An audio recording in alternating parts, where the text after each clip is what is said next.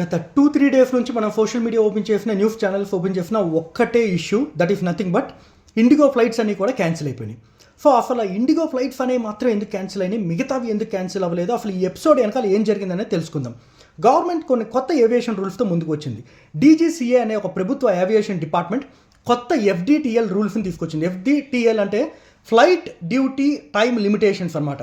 ఈ rules 1 November 2025 నుంచి పూర్తిగా అమల్లోకి వచ్చినాయి.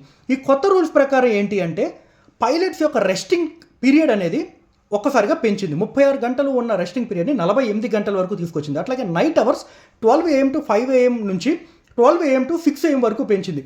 ఒక డ్యూటీలో 2 నైట్ ల్యాండింగ్స్ మాత్రమే ఉండాలని చెప్పింది. అంతకుముందు 6 ఉండేవి.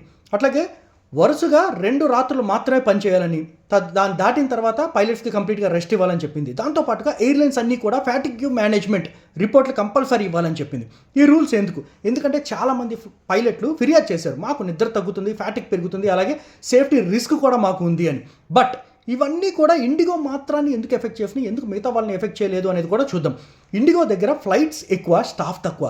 చాలా ఫ్లైట్స్ రాత్రి టైంలో, ఎర్లీ మార్నింగ్ టైంలో మాత్రమే రన్ అయ్యాయి. కొత్త రూల్స్ వల్ల పైలట్లకు ఎక్కువ రెస్ట్ ఇవ్వాల్సి వచ్చేది. ఎక్కువ రెస్ట్ ఇవ్వటం అంటే వాళ్ళు ఎక్కువ శాతం రైడ్స్ చేయలేకపోయేవాళ్ళు. తద్వారా ఏంటి అంటే రైడ్స్ని తగ్గించాల్సి వచ్చేది all of at sudden. So కంప్లీట్గా చాలా వరకు డిలే ఉన్నాయి, అలాగే ఫ్లైట్స్ క్యాన్సిల్ అయినాయి. పైలట్ల సంఖ్య పర్ ఎయిర్ క్రాఫ్ట్ కూడా గత సంవత్సరంలోనే ఇండిగో తగ్గించేసింది. ఇండిగో ప్లానింగ్ చాలా డిఫరెంట్గా ఉండేది. మినిమం పైలట్లు, మ్యాక్సిమం ఫ్లైట్లు, ఈ స్ట్రాటజీతో ముందుకెళ్ళేది. ఇది కొత్త రూల్స్తో ఏమాత్రం పొంతం లేకుండా పోయింది. దీనివల్ల ఏం జరిగిందంటే ఫ్లైట్స్ క్యాన్సిల్ అయినాయి, డిలే అయ్యాయి, ప్యాసింజర్స్ అస్సలు హ్యాపీగా లేరు. సోషల్ మీడియా మొత్తం కూడా కంప్లైంట్స్ రచ్చ. నవంబర్లోనే 1232 ఫ్లైట్స్ క్యాన్సిల్ అయ్యాయి. దాంట్లో 755 ఫ్లైట్స్ పూర్తిగా పైలట్ రెస్ట్ రూల్స్ వల్లనే అనమాట. మిగతా అన్నీ కూడా రకరకాల వెదర్ కండిషన్స్ వల్ల క్యాన్సిల్ అయినాయి. మరి ఇతర ఎయిర్లైన్స్కి ఇదే సమస్య రాలేదా? ఎస్, ఎయిర్ ఇండియా ఉంది, విస్తారా ఉంది, అకాసా ఉంది. వీళ్ళు ఎందుకు కష్టపడలేదంటే వాళ్ళ దగ్గర ఇండిగో దగ్గర ఉన్నన్ని ఫ్లైట్స్ లేవు. అట్లాగే నైట్ ఫ్లైట్స్ చాలా తక్కువ ఉన్నాయి. Pilot to air craft ratio కూడా చాలా ఎక్కువ ఉంది. ముందుగానే ప్లానింగ్లో ఉన్నారు, అలాగే క్రూ బ్రఫర్ పెట్టారన్నమాట. కానీ ఇండిగో కొత్త రూల్స్ వస్తున్నాయని తెలుసుకుని కూడా కొత్త పైలట్స్ని హైర్ చేయలేదు.